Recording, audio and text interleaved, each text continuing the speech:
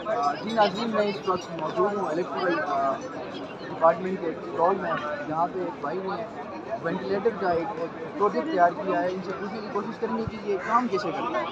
जी भाई, बताएं आप हमारे ऑडियंस को। ये दरअसल हमारा वेंटिलेटर मरीज़ों में ऑक्सीजन की कमी होती है, उनके ना कंसंट्रेशन ऑक्सीजन के कंसंट्रेशन में उसको कंट्रोल करने के लिए ना हमने जिन मरीज़ों में ऑक्सीजन की कमी पैदा होती है, यानी कि आर्टरी वगैरह जब ब्लॉक हो जाती है तो उनका हार्ट पंप नहीं करता, तो उसमें ऑक्सीजन पैदा नहीं होती, फिर वो ले सांस आराम से ले नहीं सकते। तो उनके लिए बेसिकली हमने ये बनाया है वेंटिलेटर। तो कॉस्ट भी 40,000। अगर आप किसी हॉस्पिटल वगैरह में जाते हैं, हॉस्पिटल्स वगैरह में आपके जो होती है वो मैक्सिमम वेंटिलेटर एक तो आपके बाइट से बन के आ रहे होते हैं, और जब उनकी कॉस्ट होती है तो 5 लाख टू 6 लाख, ठीक है। और वो हमारा पूरा डिजिटल फॉर्म में मॉडिफाइड होता है। उसमें हमारे पास जायरोस्कोपिक सेंसर्स वगैरह होते हैं, वो कंट्रोल करते हैं आपके ऑक्सीजन की कंसंट्रेशन, उससे आपके कंट्रोल भी हो जाते हैं और पता भी लगता है।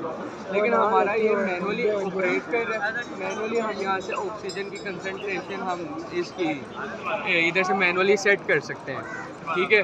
उसके बाद हमने ना आर्डिनो में प्रोग्रामिंग की है कि हमारा जो ये मोटर की जो एक्सेल यानी कि जो स्पीड होती है आरपीएम कंट्रोल करता है, ये आर्म एक्सेल है। तो जब ये इस बलून को पंप करेगा तो हमारी ऑक्सीजन यहाँ पे मिल जाएगी। हम थोड़े वक्त के लिए नेचुरल एयर भी इस्तेमाल कर सकते हैं कि हमें इतना टाइम मिल जाए कि हम हॉस्पिटल तक चले जाएँ, ठीक है।